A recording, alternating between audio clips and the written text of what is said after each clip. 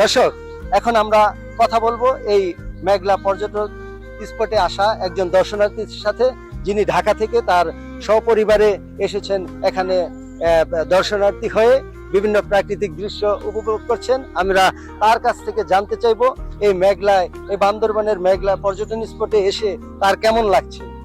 ঈদের ছুটিতে আমরা বান্দরবন মেঘলা এদিকে ঘুরতে আসা সপরিবার নিয়ে অনেক আনন্দ, অনেক বাচ্চারা অনেক উৎসাহিত, অনেক ভালো লাগতেছে আমাদের ঈদের ছুটিতে আমরা এদিকে সময় কাটাতে পেরে আমরা অনেক আনন্দিত, অনেক উৎসাহিত, অনেক ভালো লাগতেছে এদিকে এসে। এখন আমরা মেঘলায় আছি, আর আমরা আরো 3-4 দিন থাকবো ইনশাল্লাহ, বাকি সব স্পটগুলো ঘুরে দেখবো ইনশাল্লাহ, অনেক ভালো লাগতেছে।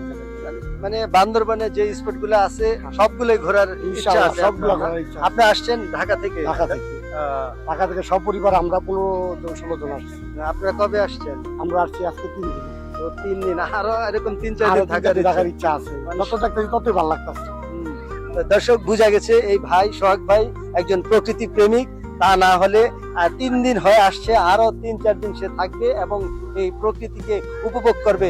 বান্দরবনের আনাচে কানাচে যত প্রকৃতি আছে সবগুলা তিনি উপভোগ করবেন, এই প্রত্যাশা হচ্ছে তার। যাক ভাই, আপনার জন্য শুভকামনা রইল, ভালো থাকবেন, আপনার পরিবার নিয়ে উপভোগ করতে থাকেন এই প্রাকৃতিক দৃশ্য।